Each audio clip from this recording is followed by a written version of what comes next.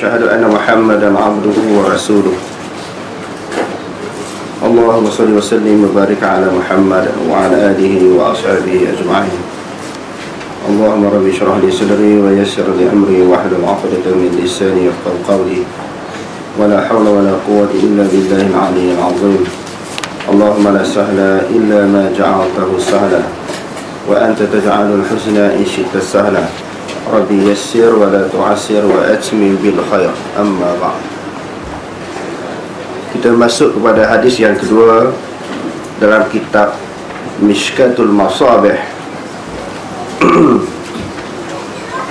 An Umar radhiyallahu anhu aidan qala bainama nahnu julusun 'inda Rasulillah sallallahu alaihi wasallam ذات يوم اطلع علينا رجل شديد البياض الثياب شديد سواد الشعر لا يرى عليه أثر السفر ولا يعرفه منا أحد حتى جلس إلى النبي صلى الله عليه وسلم فأسند ركبتيه إلى ركبتيه ووضع كفيه على فخذيه وقال يا محمد أخبرني عن الإسلام. فقال رسول الله صلى الله عليه وسلم أن تشهد أن لا إله إلا الله وأن محمد رسول الله وتقيم الصلاة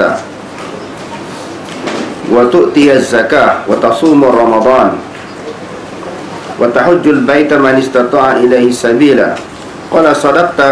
فعجبنا له يسأله ويصدقه. قال فأخبرني عن الإيمان. قال أن تؤمن بالله وملائكته وكتبه ورسله واليوم الآخر وتؤمن بالقدر خيره وشره. قال صدقت. قال فأخبرني عن الإحسان. قال أن تعبد الله كأنك تراه فإن لم تكن تراه فإنه يراك. قال فأخبرني عن الساعة. قال ما المسؤول عنها بأعلم من السائل. قال فأخبرني عن أمارتها. قال أن تلد الأمة ربتها وأن ترى الحفاة العراة عالة رعاء الشاة يتطاولون في البنيان. ثم انطلق فلبثت مليا. ثم قال يا عمر أتدري من السائل؟ قلت الله ورسوله أعلم. قال فإنه جبريل أتاكم يعلمكم دينكم. Diriwayatkan daripada Umar bin Khattab radhiyallahu an. Dia berkata, pada suatu hari ketika kami sedang duduk di sisi Rasulullah sallallahu alaihi wasallam, tiba-tiba muncul kepada kami seorang lelaki yang memakai pakaian yang sangat putih dan rambutnya sangat hitam. Tidak kelihatan darinya tanda-tanda yang sedang dalam perjalanan, dan tidak ada seorang pun di kalangan kami yang mengenalinya. Dia segera duduk di hadapan Nabi SAW. Lalu lututnya disandarkan kepada lutut Nabi dan meletakkan kedua telapak tangannya di atas dua paha Nabi SAW. Seraya berkata, maknanya lalu dia berkata, dia lelaki tadi, hai Muhammad, khabarkan kepadaku tentang Islam. Jawab Rasulullah SAW, Islam adalah engkau bersaksi bahawa tiada Tuhan kecuali Allah dan Muhammad adalah pesuruh Allah. Engkau mendirikan salat, engkau menunaikan zakat, engkau berpuasa pada bulan Ramadan, dan engkau menunaikan haji ke Baitullah jika engkau mampu melakukannya. Lelaki itu berkata, engkau benar. Maka kami pun merasa hairan kerana dia yang bertanya dan dia pula yang membenarkan. Membenarkan maknanya mengiyakan. Dia tanya, dia kata betul, okey. Jadi sahabat-sahabat merasa heran. Kemudian dia bertanya lagi, khabarkan kepadaku tentang iman. Jawab Nabi SAW, engkau beriman kepada Allah, kepada malaikatnya, kepada kitab-kitabnya, kepada para rasulnya, kepada hari kiamat, dan engkau beriman kepada takdir Allah yang baik dan yang buruk. Dia berkata, engkau benar. Dia lelaki yang tanya soalan kepada Nabi tadi.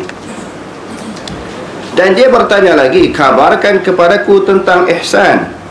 Jawab Nabi SAW, engkau beribadahlah kepada Allah seolah-olah engkau melihatnya, dan bila engkau tidak mampu melihatnya, sesungguhnya dia melihatmu.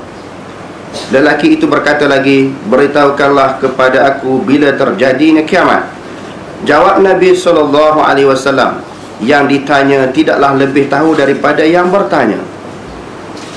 Dia pun bertanya, beritahukanlah kepadaku tentang tanda-tandanya.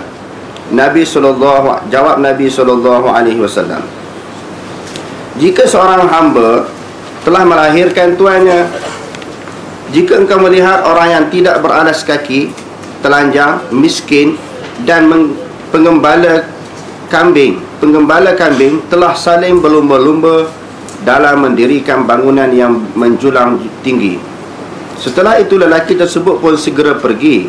Aku pun terdiam sekian lama sehingga Nabi SAW bersabda kepadaku, wahai Omar, tahukah engkau siapakah lelaki yang bertanya itu? Aku menjawab, Allah dan Rasulnya lebih mengetahui. Baginda bersabda, dia adalah Jibril yang datang kepada kalian untuk mengajar kepada kalian tentang agama kalian. Hadis ni kena hafal. Bulan depan saya akan tanya.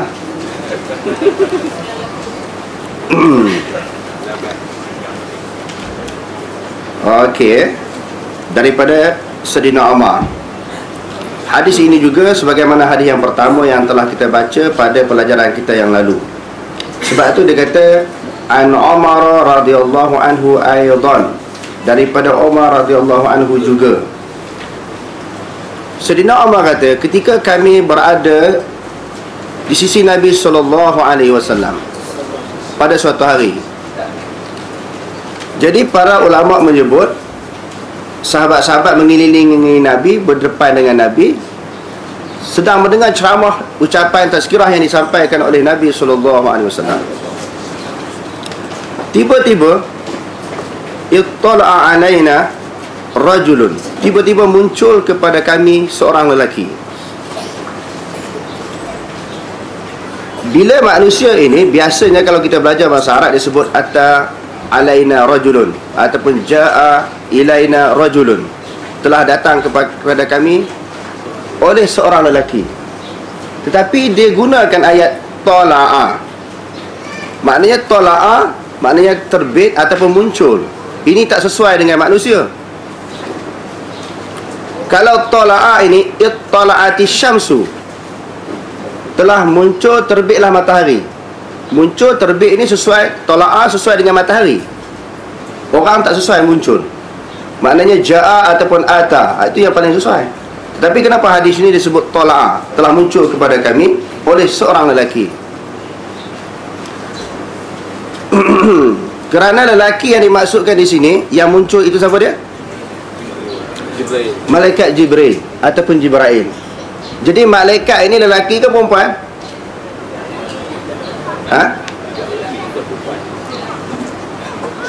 Wa ja'alul malaikata alladhina hum ibadur rahman wa hum ibadur rahman inatha ashahidu khalqahum wa tuktabu syahadatuhum wa hum yus'alun. Orang kafir menganggap bahawa Allah Subhanahu wa ta'ala ini ada anak. Anak Allah ini daripada malaikat. Malaikat itu pula adalah seorang perempuan. Lalu Allah Subhanahu wa ta'ala nak menafikan kenyataan pegangan orang kafir ini. Allah Ta'ala kata wa yaj'alunal malaikata alladzina hum ibadur rahman inatha. Mereka menjadikan malaikat itu, yang mana malaikat itu hamba-hamba Allah Subhanahu wa ta'ala yang maha penyayang, sebagai perempuan. Jadi Allah Ta'ala nak menolak bahawa malaikat itu perempuan. Jadi para ulama menyebut malaikat itu tidak lelaki, tidak perempuan. Tetapi kalau sebut rajulun, sudah tentu lelaki. Malaikat menjelma. menjelma sebagai seorang lelaki. Maka nampak macam lelaki lah, sebab dia jelma. Hakikat yang sebenarnya malaikat itu tidak lelaki, tidak perempuan. Macam mana? Kondang lah. Tak, kita tak tahu kedudukannya macam mana, sebab dia berada di alam ghaib. Maka benda yang berada di dalam alam ghaib ni yang kita tak tahu, tak perlu kita bedah siasat jenis malaikat ni macam mana. Dan di dalam keadaan malaikat itu pula yang menjelma di hadapan para sahabat yang datang ke majlis Nabi SAW, syadidul bayadis thiyabi, bersangatan putih bajunya ataupun pakaiannya, putih sangat. Yang keduanya syadidu sawadi sya'ri, bersangatan hitam rambutnya. La yura alaihi atharus safar, tidak kelihatan atasnya kesan-kesan musafir. Malaikat itu datang menuntut ilmu. Dia menjelma seorang lelaki di dalam keadaan rambut dia sangat hitam. Para ulama mengambil istinbat ataupun pengajaran daripada hadis ini, orang yang rambut hitam tidak putih ni orang muda kan orang tua? Kalau orang Melayu kita lah, orang Arab, kecuali orang putih lain-lain, dia rambut dia warna putih kan, orang muda. Jadi ulama kata nak menuntut ilmu ni, yang betul-betul nak faham ilmu, nak mendalami ilmu, kena orang muda. Bukan kata orang tua-tua tak boleh belajar lah. Dia otak dia masih segar lagi, dia dengar, dia faham, dia boleh ingat. Ini dia keluar daripada majlis kita, keluar daripada pagar tu, dia dah lupa kalau jenis rambut putih ni. Jadi kalau orang muda ni kena belajar, hak rambut putih lagi lah kena belajar, sebab dia dekat-dekat nak ke sana kan. Bukan kata orang yang rambut putih tak payah belajar, tetapi istinbat yang diambil di dalam hadis ini, ulama kata malaikat menjelma sebagai seorang pemuda. Otak dia masih segar lagi, masih cergas lagi. Maka dia mempunyai peluang yang besar untuk dia menimba ilmu Allah Subhanahu Wa Taala. Sebab dalam belajar ilmu ni, Allah Ta'ala kata bukan belajar je, dia suruh memperdalami. Wa ma kana al-mu'minuna liyanfiru kafah falawla nafara min kulli firqatin minhum ta'ifatun liyatafaqahu fid din wa liyunziru qaumahum idza raja'u ilaihim la'allahum yahzarun. Allah Ta'ala kata belajar ni dengan maksud tafakuh, kena belajar sungguh, bukan belajar lebih kurang je, dapat kefahaman lebih kurang, lepas tu kita rasa memadai, rasa cukup dengan ilmu yang kita ada. Masalah ilmu ni kita kena rasa tak cukup-cukup. Tetapi manusia, kalau harta yang dia rasa tak cukup-cukup, ilmu ni kata padan lah, lebih kurang, boleh beramal sikit sebanyak, cukup lah. Kita ni orang awam, dia kata tak payah belajar tinggi-tinggi. Jadi tak boleh. Berdasarkan kepada pengajaran hadis ini, maka kena belajar dengan bersungguh-sungguh. Yang keduanya dia kata syadidus sawadi sya'ri, bersangatan hitam rambutnya. Tadi bersih, pakaian dia sangat putih, melambangkan kebersihan. Jadi nak menuntut ilmu ni, mesti pakaian dia bersih. Dia datang di dalam keadaan segar, dalam keadaan bersih, jangan comot. Sebagaimana malaikat ajar kepada para sahabat cara menuntut ilmu. Yang kedua dia seorang pemuda. Yang ketiga, la yura alaihi atharus safar, tidak kelihatan atasnya kesan-kesan musafir. Biasanya sahabat-sahabat Nabi ini bila nak pergi ke majlis Nabi, dia ada yang naik jalan kaki, naik kuda, naik unta, datang dalam keadaan berpeluh, dalam keadaan letih, termengah-mengah. Kesan musafir tu, pakaian mereka dipenuhi dengan debu. Tapi heran, peliknya, lelaki ini kesan musafir tak ada, peluh tak ada, kesan letih tak ada, comok tak ada pada diri dia, pakaian dia. Bila mereka berjalan melalui tengah padang pasir ini, mesti ada kesan musafir pada pakaian, pada tubuh badan mereka, letih, penat, berpeluh dan sebagainya. Tetapi yang peliknya, lelaki ini tak ada kesan musafir. Yang tu yang sahabat rasa heran tu, rasa takjub, rasa pelik, rasa aneh. Lebih-lebih lagi, la ya'rifuhu minna ahadun, siapa pun tak kenal. Macam kita ramai-ramai ni, walaupun ramai kita boleh kenal, sebab dah datang beberapa kali, kita boleh kenal. Orang ni dari Kuala Lumpur, Kelantan ada, Perlis pun ada, Selangor ada ke ni. Selangor border. Kita boleh kenal walaupun duduk jauh, kerana selalu bertemu. Ada pun malaikat ini yang datang, lelaki yang datang ke majlis Nabi ni siapa pun tak kenal. Sebab apa siapa tak kenal? Kerana malaikat. Kerana dia adalah malaikat, hari itu sahaja dia menjelmakan diri dia sebagai seorang manusia, sehingga dia duduk di hadapan Nabi SAW, lalu dia menyandarkan lututnya kepada lutut Nabi. Fa asnada rukbatayhi ila rukbatayhi. Tidak cukup sekadar itu tindakan dia melagakan lutut dia dengan lutut Nabi. Yang keduanya, wa wada'a kaffaihi ala fakhizai. Di sini ada dua makna. Dia meletakkan tangannya di atas paha dia sendiri. Dhamir di situ kembali kepada rajulun. Sebahagian ulama kata wa wada'a kaffaihi, dia meletakkan dua tangannya ala fakhizaihi, atas dua paha Nabi. Dipegang paha Nabi macam tu. Di sini juga ulama menyebut bahawa nak menuntut ilmu ni kena bersungguh. Pertamanya duduk dekat dengan tok guru. Yang ni tak apalah, yang kita susun macam ni dah okey lah. Ini di masjid-masjid, surau-surau. Ini dia cari tiang, cari dinding. Kalau mengaji di masjid surau kan dia suka cari tiang, cari dinding, jauh dengan tok guru. Jadi yang duduk dekat tok guru ni apa dia? Tiang. Tiang yang nak belajar, bukan tok guru, bukan anak murid yang nak belajar. Jadi dia suka duduk dekat. Lepas tu bila letak tangan kepada Nabi ini, nak menunjukkan bahawa dia mengambil perhatian terhadap ilmu yang akan disampaikan oleh guru. Maka dia tak akan tidur lah, sebab dia rapat sangat dengan tok guru. Kalau dia tidur kena luku kepala. Jadi kalau itu maknanya istimbat, bukan kata malaikat ni. Istimbat yang diambil daripada hadis ini ataupun pengajarannya. Maknanya setiap apa yang disampaikan itu dia memberi tumpuan yang penuh, baru dia dapat 100%. Kalau tidak, apa yang disampaikan oleh guru lain, dia cerita lain. Itu banyak berlaku di dalam majlis pengajian, di dalam majlis ilmu. Apabila dia tak bagi tumpuan, macam ada satu cerita, tok guru mengajar dia tidur. Tok guru kata sunat pada hari Jumaat pakai bau-bauan. Masa dia tertidur, dia tengok tang bau-bauan tu baru dia terjaga. Dia kata sunat pada hari Jumaat ni pakai bau-bauan. Dia dengar bau-bauan, dia dengar tang bawang tu. Tok guru cerita kelebihan-kelebihan hari Jumaat. Lepas tu kena pergi awal, pakai wangi-wangian. Dia sebut bau-bauan tu wangi-wangian lah. Dia balik hari Jumaat, ambil bawang. Di rumah dia sapu jubah dia, seluruh jubah dia sapu dengan bawang. Isteri dia tanya sebab apa ni? Sebab tok guru kata hari Jumaat sunat pakai bawang, sedangkan tok guru kata sunat pakai bau-bauan. Masa tu dia tertidur, dia pergi ke masjid pakai bawang. Jadi maknanya dalam majlis ilmu tak boleh tidur. Kalau tidur, apa yang disampaikan lain, apa yang dia fahamkan lain. Lalu dia pegang paha Nabi, lalu dia kata waqala ya Muhammad. Kenapa dia tak panggil ya Rasulullah, ya Nabi Allah? Umat Nabi Muhammad ini salah hukum dia. Yang sempat berada di zaman Nabi dia panggil Muhammad, kecuali orang Badui yang masuk Islam, dia tak tahu dia panggil Muhammad lah.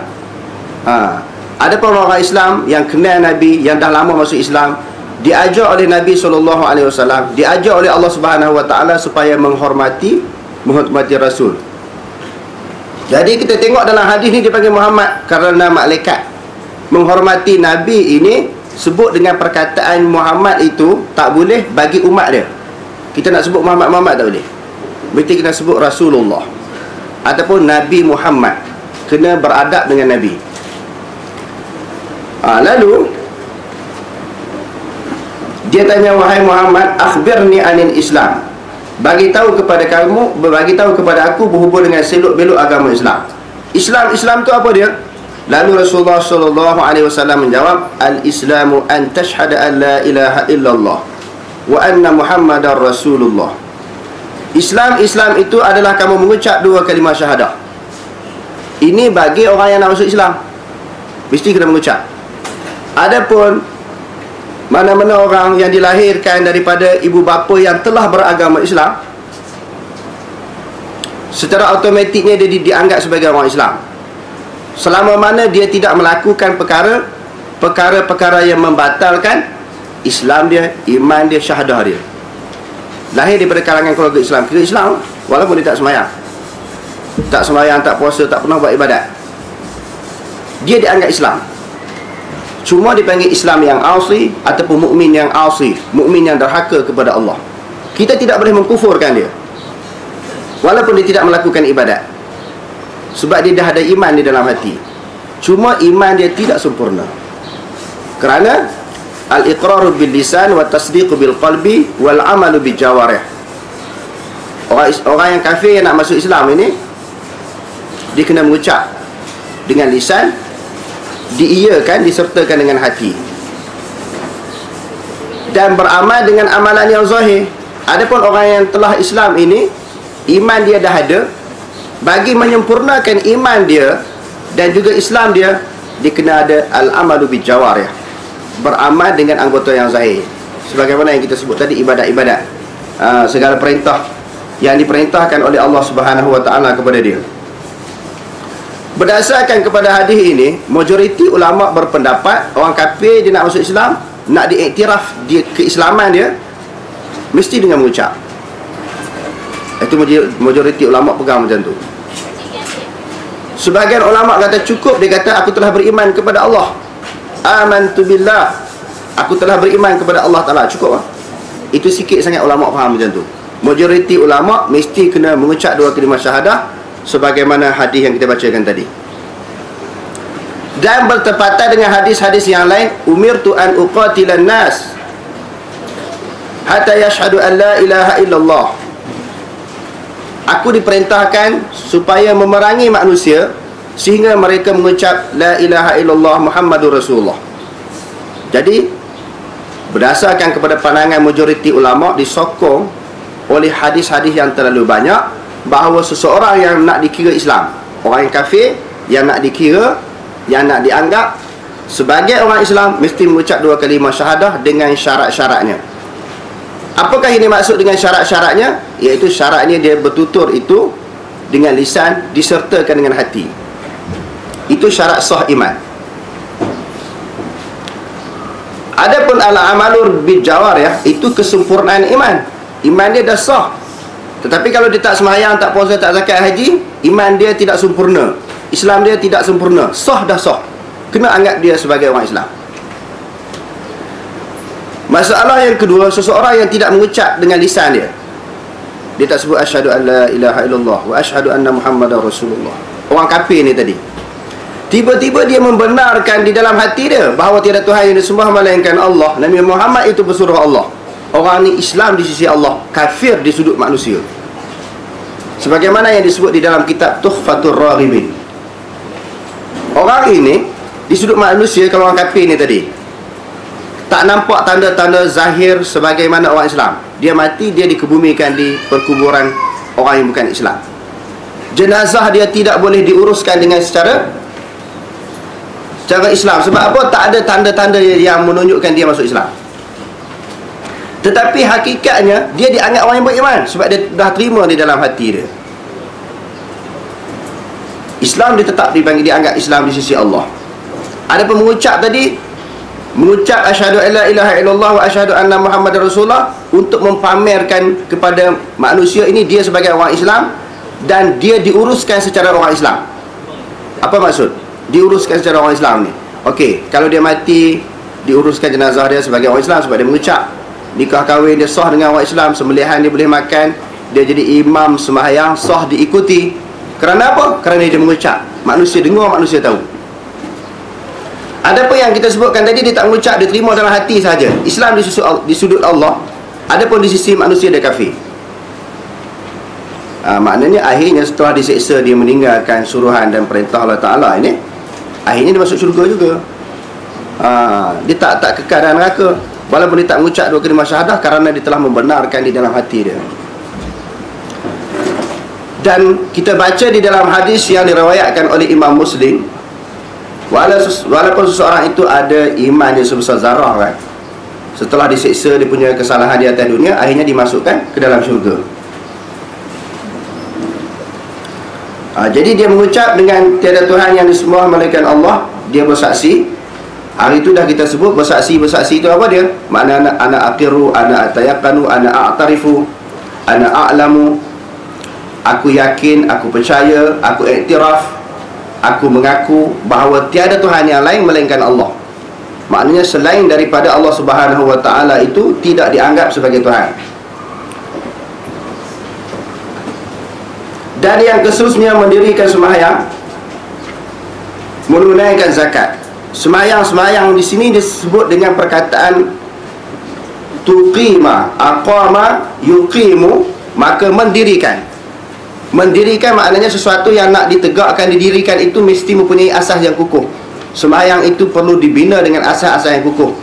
Sebab itu, sebelum melakukan sembahyang, syarat sah sembahyang sebagaimana yang disebut oleh para ulama, di antaranya apa dia? Dia letakkan Islam dulu. Syarat sah sembahyang ni mesti kena Islam. Lepas tu ada syarat-syarat tambahan, bersuci daripada hadas kecil, hadas besar, menghadap kiblat dan sebagainya. Yang seterusnya menunaikan zakat, puasa di bulan Ramadan, melaksanakan haji sekiranya mampu. Dalam masalah haji dikaitkan dengan kemampuan. Sebab apa? Man istata'a ilaihi sabila, in istata'ta ilaihi sabila. Kerana ibadah haji ini tidak sama dengan ibadah-ibadah yang lain. Dia ada sedikit perbezaan kerana melibatkan jarak, melibatkan tubuh badan, tenaga. Kalau sekarang ni melibatkan wang ringgit, ditambah pula dengan kesihatan yang baik. Jadi kalau tidak ada syarat-syarat tersebut, maka haji tersebut tidak wajib bagi dia.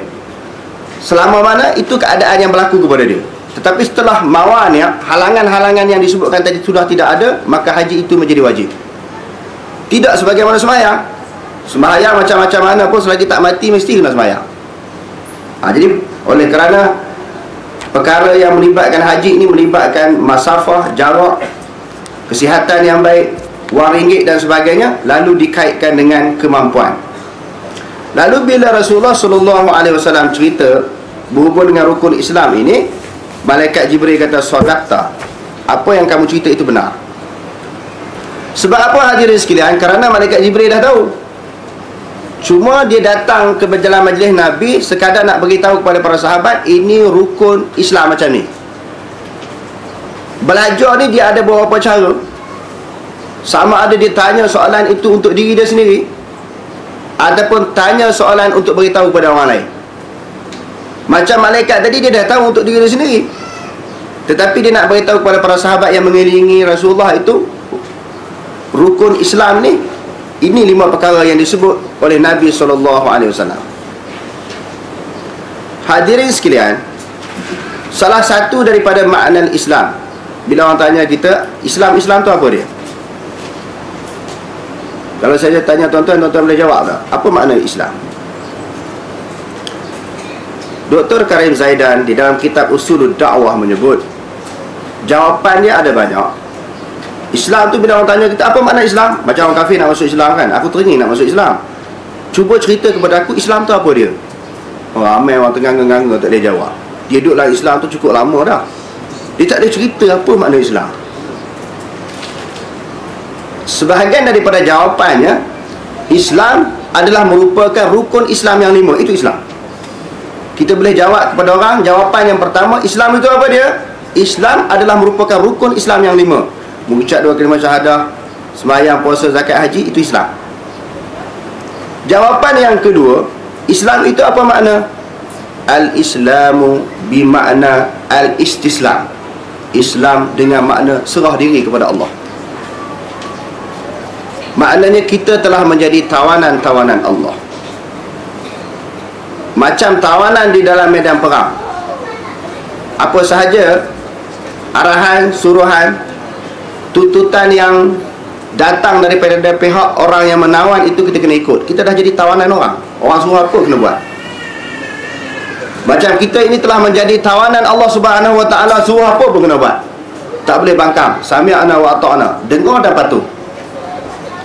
Islam yang kedua dengan makna al-istislam, maknanya menyerah diri.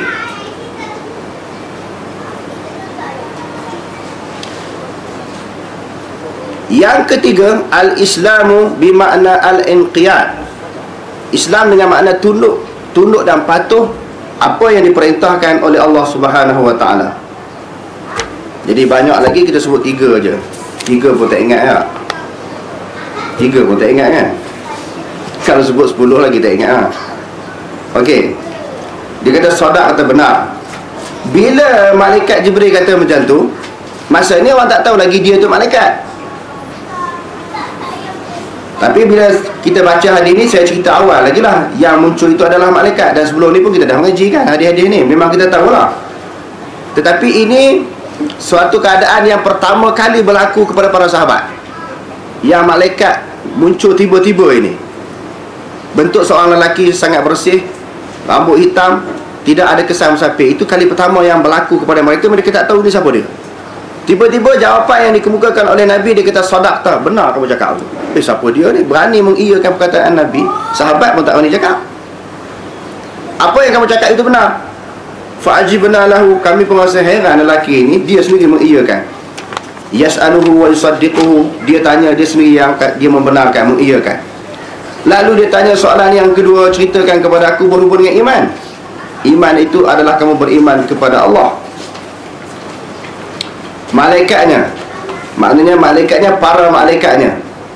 Malaikat Allah Subhanahu wa taala ni banyak. Semua malaikat-malaikat itu wajib diimani, dipercayai, dengan tugas-tugas yang diperintahkan ataupun dibebankan oleh Allah Subhanahu wa taala kepada mereka.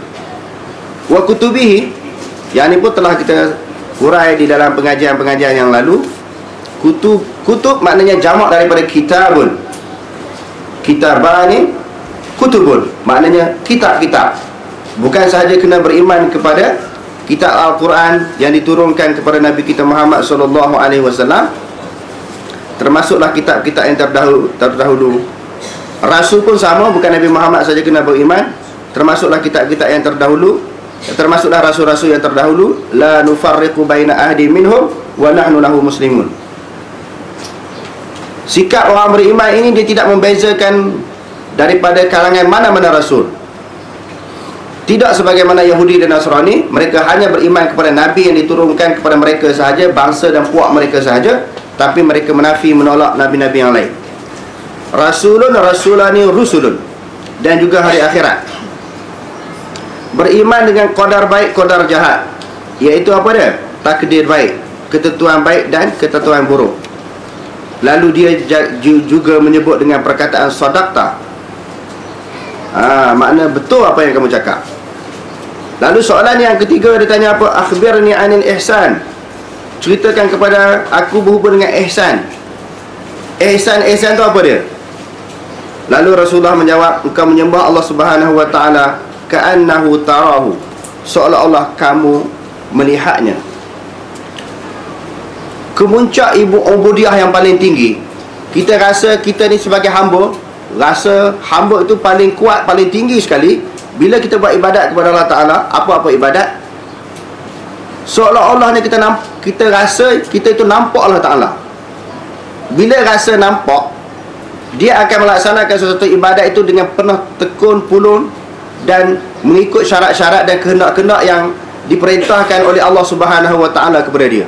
Sebab apa? Dia nak macam nampak Allah Ta'ala. Macam nampak ini maknanya lahir di sudut perasaan, memang hakikatnya tak nampak. Tetapi sebaliknya, apabila perasaan itu tidak dapat dilahirkan di dalam hati, buat ibadat macam nampak, kena lahirkan perasaan yang kedua, kita buat ibadat rasa nampak Allah Ta'ala tengok. Itu maknanya peringkat ihsan yang kedua. Maknanya kita sembahyang, kita buat ibadat, duk rasa dalam hati ni Allah Ta'ala duk teropong kita, duk tengok kita, duk perhati kita. Kita duk mengaji ni nak tidur ke tak tidur ke, main ke tak main ke, duk main WhatsApp ke. Ustaz Al-Qarazi tak nampak, tapi Allah Ta'ala nampak. Oh, dia tak berani. Dia tak berani dia nak buat sesuatu di luar daripada maksud mengaji. Sebab apa? Allah Ta'ala nampak, walaupun orang lain tak nampak kan. Jadi maknanya itu peringkat ihsan yang kedua, melahirkan sifat ubudiyah sebagai seorang hamba bila dia melakukan ibadat kepada Allah Subhanahu wa Ta'ala. Yang seterusnya, akhbirni anis sa'ah, ceritakan kepada aku berhubung dengan apa? Sa'ah ni hari kiamat. Lalu apa jawab Rasulullah? Mal mas'ulu anha bi'a'lama minas sa'il. Bi'a'lama bagi tak atas bagi atas, isim tafdil masuk huruf jar. Okey, bukanlah orang yang ditanya itu lebih mengetahui daripada orang yang bertanya. Nabi SAW tahu. Yang tanya itu malaikat. Sudah tentu malaikat Jibril ni dia dapat jawapan dulu. Dia tahu dulu berhubung dengan kedudukan hari kiamat. Tetapi malaikat pun tidak diberitahu oleh Allah Subhanahu Wa Taala. Kerana perkara yang berkaitan dengan hari kiamat ini dia termasuk di dalam perkara yang ghaib. Wa 'indahu mafatihul ghaibi la ya'lamuha illahu. Di sisinya lah pengetahuan tentang ilmu ghaib. Dialah yang memegang anak kunci ilmu ghaib. Tidak ada sesiapa yang mengetahui melainkan Allah Subhanahu Wa Taala. Dalam dunia ni ada orang buat ramalan kan hari kiamat. Yang lepas-lepas ni dah sebut dah beberapa tarikh, tapi semua tak berlaku. Kita akan dengar lagi lah tahun berapa akan berlaku kiamat ni kan. Berdasarkan kepada hadis ni siapa pun tak tahu. Kalau Nabi tak tahu, orang biasa selain daripada Nabi lagi tak tahu. Kerana ini berada di dalam pengetahuan Allah Subhanahu Wa Taala. Jadi dia tanya lagi, kalau tak boleh beritahu tentang bila tarikh berlakunya kiamat, cerita kepada aku tanda-tanda kiamat. Lalu Nabi pun ceritalah tanda-tanda kiamat ini. Tara khufata urata ala tari'a asyai. Orang miskin kan, tak pakaian, tak berkasut, ramai yang memelihara kambing, yatatawaluna fil bunyan, berlumba-lumba mendirikan bangunan-bangunan yang mencakar langit, bangunan-bangunan yang canggih. Ada akan sampai suatu keadaan macam tu. Orang miskin ini berlumba-lumba mendirikan bangunan-bangunan yang mencakar langit.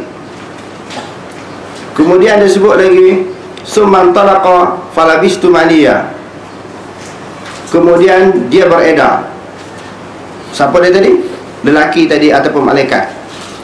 Tak berapa lama daripada itu, Rasulullah SAW tanya Sayyidina Umar, "Ya Umar, atadri man as-sa'il?"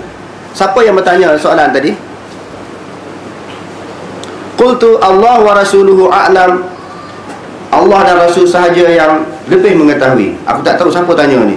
Sebab la ya'rifuhu minna ahadun. Sayyidina Umar kata siapa pun tak kenal. Datang dalam keadaan kesan musafir tak ada. Siapa pun tak pernah tengok dia. Aku tak tahu siapa dia. Lalu Rasulullah SAW menjawab. Dia kata fa innahu Jibrilu. Sesungguhnya yang datang itu adalah malaikat Jibril. Atakum, yang datang, dia datang kepada kamu, yu'allimukum dinakum. Tujuannya untuk mengajar tentang selok-belok agama kamu.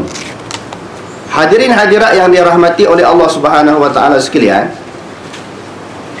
berbagai-bagai cara Allah Subhanahu Wa Taala nak mengajar akan Nabi SAW berhubung dengan hukum syariat ini.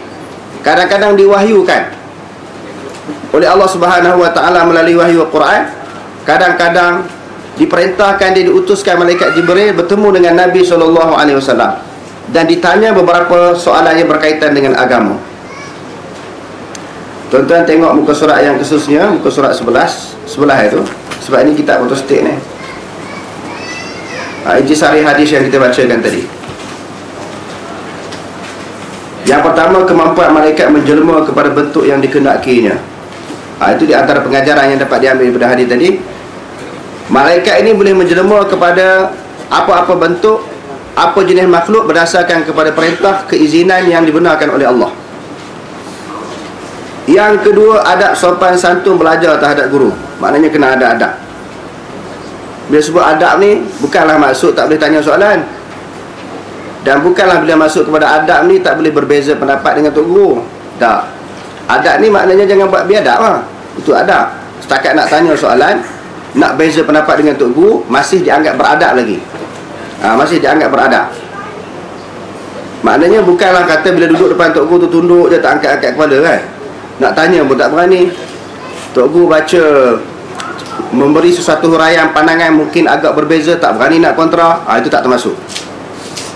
Yang ketiga, Islam dan iman apabila bersatu Islam ditafsirkan sebagai amaliyah lahir, dan iman pula ditafsirkan sebagai amaliyah batin. Maknanya iman maknanya i'tiqad, pegangan di dalam hati. Sebab itu disebut iman ataupun akidah ataupun tauhid, kepercayaan yang melibatkan hati. Kalau Islam iaitu perkara-perkara yang melibatkan hukum syariat, iaitu di sudut ibadat kita kepada Allah Subhanahu wa taala. Yang keempat, Islam, iman dan ihsan, ketiga-tiganya disebut sebagai ad-din. Ad-din maknanya cara hidup beragama. Wa may yabtaghi ghayra al-islam dinan falan yuqbala minhu wa huwa fil akhirati minal khasirin. Barang siapa yang memilih cara hidup selain daripada cara hidup beragama secara Islam, bukan sahaja ibadat saja, sembahyang, puasa, zakat, haji, cara pakaiannya, menguruskan kehidupan kita seharian, makan, minum, berumah tangga, berekonomi, berpolitik, semuanya mesti melibatkan agama Islam. Jadi bila melibatkan agama Islam ni, kita tak boleh pilih-pilih. Kerana sebahagian dan majoriti orang Islam ni, dia ambil Islam ni pilih-pilih je. Dia tidak masuk ke semuanya perkara yang melibatkan agama Islam. Dia telah menjuzukkan agama Islam ini.